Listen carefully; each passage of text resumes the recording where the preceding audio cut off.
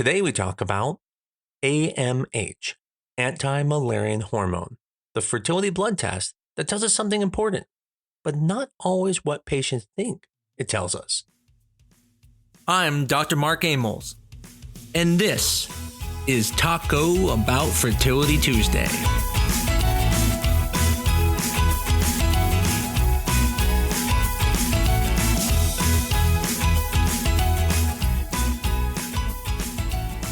Now, maybe you or a friend had an anti-Müllerian hormone tested, and maybe it came back good, maybe it came back bad. But the thing is, it may be one of the most misunderstood tests in fertility. And unfortunately, it causes a lot of stress. You get a high AMH and you think, well, wow, I must be the most fertile person on earth. You get a low AMH and you think, this means I can't get pregnant. Or even worse, your eggs are bad, or that you're going into menopause. And people panic, and people run to the doctor, and they run into IVF. And in today's episode, what we're going to talk about is what does it really mean? And by the end of today's episode, you're going to understand that AMH is not a pregnancy test. It doesn't give you a fertility score, and it doesn't tell your egg quality. It's really just a marker of ovarian reserve and how well the ovaries will respond. So the big picture today is going to be AMH predicts egg quantity much better than it predicts pregnancy. So let's start with why AMH causes so much fear.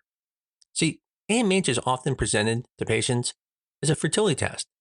And that's where the confusion starts in. Because when patients hear fertility test, they think, oh my God, this means I can or can't get pregnant.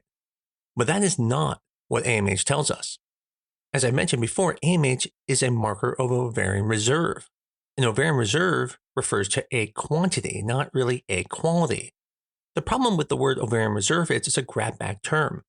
I've said in prior podcasts that it's like saying automobile. Automobile can be a van, it could be a truck, it could be a car. That's what ovarian reserve means. If you have fewer follicles in your ovary, we call it low ovarian reserve. Yet you may be able to get pregnant with no problems.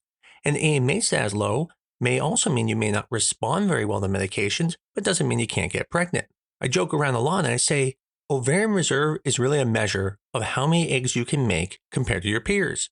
So if you take two women, and let's say they have the same age, same body build and everything, and one has an AMH that's higher than the other, and you give them both the exact same amount of medications, the one with a higher AMH is usually going to make more eggs. So if we're having an egg contest to who can make the most eggs, the one with the higher AMH is going to usually win. But you don't need that many eggs to get pregnant. You only need one egg per month. And so ovarian reserve is really something that we use in fertility, not so much in real life because you only need one egg per month to get pregnant. And this distinction matters because there is a huge difference between asking how many eggs might I make during IVF or when you give me medicines, which is not very normal because naturally I only make one, or can I get pregnant? Those are not the same question. Now, AMH is great in answering the first question. It's probably better than most tests. The only test close to it is an antral follicle count, which is where we look at the number of follicles on the ovary at the beginning of the month. But AMH is not good in answering that second question about if you can get pregnant or not. And the problem is when patients hear that they have a low AMH, they get scared and think you're infertile. And that's not what they're saying. Sure, you're not going to win the egg contest, but that's not what you care about. What you care about is getting pregnant.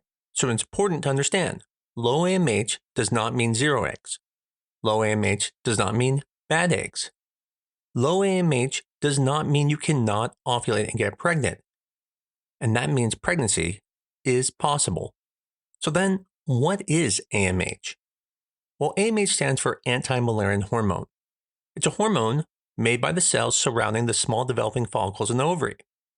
These follicles are not necessarily the eggs you're going to ovulate this month. And they're not all the eggs you have left in storage forever. They're part of the group of small follicles that you have starting every month that may end up leading to ovulation. So AMH becomes this marker of what's available to be recruited. Think of it like a small sample of the ovarian activity, and then we use that to estimate the larger picture of how many eggs you'll be able to make. Now, it's really good. And as I mentioned, only an antral follicle count is probably as good as it. But it's not perfect. So if it's not perfect, why we use it? Well, because it's a relatively easy test to do. You can do it at almost any time in your cycle, not only on day 3 like FSH and estrogen, and tends to be a little bit more stable through the menstrual cycle. And that makes it a very convenient test.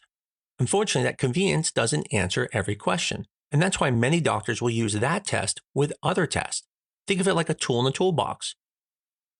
Hammers are great for pounding things, but when you need a screw in the screw, you need a screwdriver. And that's how we use AMH. Sometimes it's a test to help us validate other tests. Sometimes it's a test we're using to determine if you're at higher risk for ovarian hyperstimulation in an IVF cycle. No one should ever take a low AMH and run with it. It should always be tested against other tests, such as antral follicle count and cycle day 3 labs, because it's just one part of a bigger picture. There are essentially 3 different questions patients mix together when it comes to AMH. Number 1, how many eggs might I make in IVF? Well, AMH is very good here. And when you use AMH and the antral follicle count, they are very good predictors of how many oocytes you will yield during ovarian hyperstimulation. The next question then is, will AMH help me know if I can get pregnant? And this is where AMH is very weak. Ovarian reserve testing is a poor predictor of reproductive potential, meaning it can't predict whether you're going to get pregnant or not. The other question is, can AMH predict if my eggs are going to be genetically abnormal or normal? And again, AMH does not answer this. Age is going to be the bigger driver of egg quality. And that's important to separate ovarian reserve versus egg quality. Quantity is different than quality. Think of AMH like the vertical jump in basketball. If you can jump high, well, that's going to help you. You may get more rebounds, you may block more shots, you may be able even to dunk. But jumping high does not mean you're going to get in the NBA and become a great basketball player. You still need to be able to shoot and pass and dribble and do other things to become an NBA player or a great basketball player. Well, a high AMH is similar. It may give you more eggs to work with, especially in IVF, but it doesn't guarantee you egg quality or pregnancy. So just like a high vertical doesn't make you an NBA player, a high AMH doesn't guarantee a baby. And just because someone cannot jump high doesn't mean they cannot be in the NBA or cannot play basketball at a high level. They may still be a great shooter, a smart passer, or the best player on the court. Low AMH is very similar. It may mean fewer eggs, but it doesn't mean every egg is bad. It does not mean pregnancy is impossible. So, a low AMH may mean fewer shots, but it doesn't mean you can't score. AMH is just one skill in the game. It's not the final score. As I mentioned before, as long as you're ovulating, there is a chance of getting pregnant. And low AMH does not mean you cannot ovulate. And if you can ovulate, that means pregnancy is possible. And this is where AMH is overused. Whether your AMH is high or your AMH is low, you still ovulate 1 egg per month. That means if you have a high AMH, you don't have a better chance of getting pregnant compared to someone with a low AMH if both of you don't have infertility. I see all the time where someone who doesn't even have infertility will get an AMH checked and think, oh my God, now I can't get pregnant. But that is far from the truth. As long as you're ovulating, there is no issue because you only need to make 1 egg per month. Just like you don't need to jump 40 inches to be able to play basketball. Now, this is important. I'm not talking about people with infertility. We're talking about natural conception. If you have no infertility or you're just checking your AMH and you don't have a history of infertility, you cannot take that number and think I have a lower chance of getting pregnant than someone else because everybody just releases 1 egg. Well, everybody meaning women. And so the higher AMH or low AMH doesn't make a difference at that point because everybody's playing by the same rules, 1 egg at a time. It's only when you go into something like IVF or IUI where you're making more eggs does that AMH benefit you.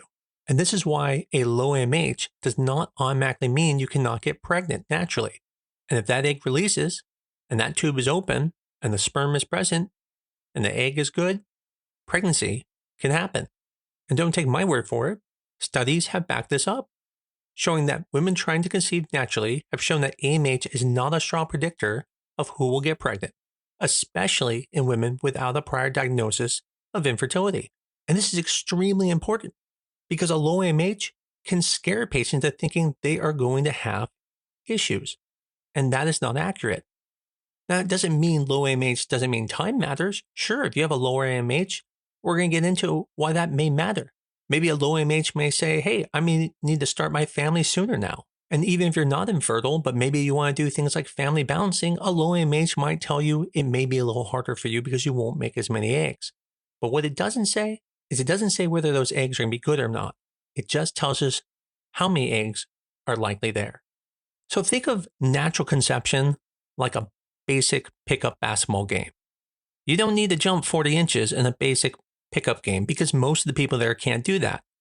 And so that would be similar to natural conception, releasing 1 egg per month.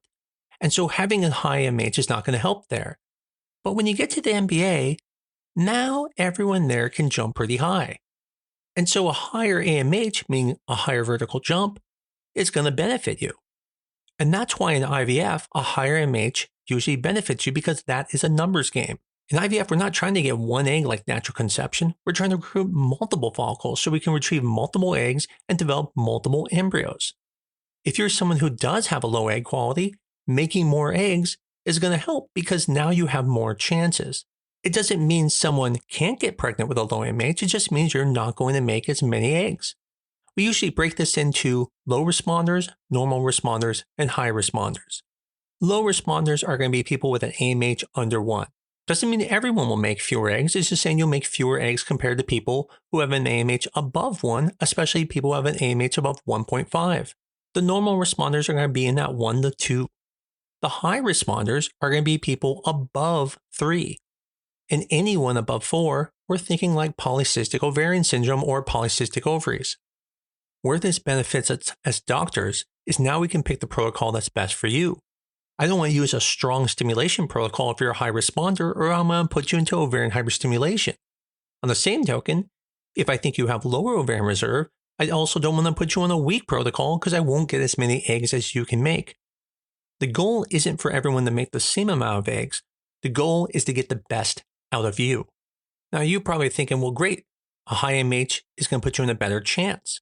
So let's say if you're 42 and you have an AMH of 4, well, then you must do better than someone who's 20 with an AMH of 1.5. Well, not even close. That younger patient with an AMH 1.5 has a much higher chance of having success. And the reason is because age is going to be the predictor of egg quality.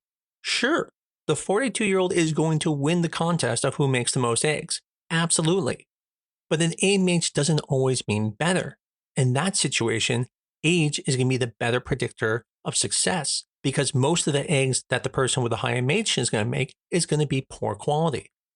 Approximately 85% of the eggs are going to be genetically abnormal. Whereas with a young 20-year-old, most of their eggs are going to be normal. So even if they make less eggs, they will actually end up with more euploid embryos, which will give them a higher chance. But what's really interesting is a very high AMH. When the AMH is above 4, and we get worried about things like PCOS, sometimes these patients may make a lot of eggs, but the quality can be poor.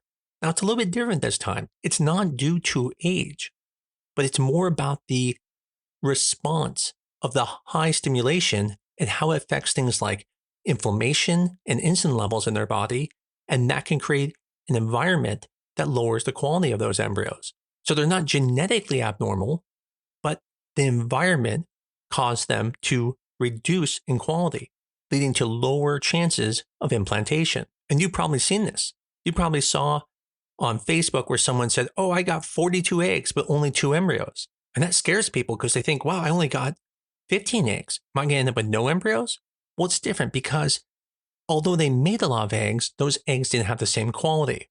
When I have patients like that, I usually use a PCO protocol that helps reduce that inflammation so we can get more high quality embryos. But we'll save that for a future podcast. So we've probably beaten the horse dead when it comes to that concept of a low AMH means your eggs are bad. That is not true. We talked about it just means you make less of them. But what about the question of menopause? If you have a low AMH and you're young, does that mean you have a higher risk of early menopause? Well, the simple answer is yes, it does. The problem is we don't have a timeline. So compared to your peers, yes, you probably will go into menopause earlier. But compared to a person with the same AMH, they may go into menopause faster than you. You may go into menopause faster than them. So unfortunately, there isn't some countdown that we can figure out from the AMH.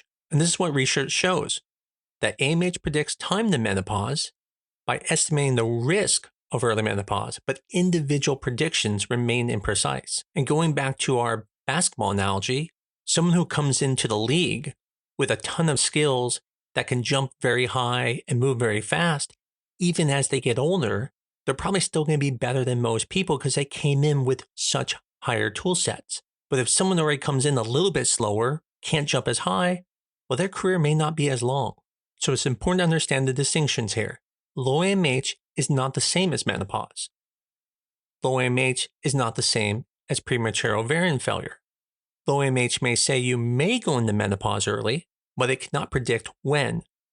So if you're someone who ends up finding out they have a low AMH, what I'll tell you is do not panic, but also do not ignore it. There are many things to consider, such as your age, when you're going to be trying, what your antral follicle count is, or your cycle day 3 labs.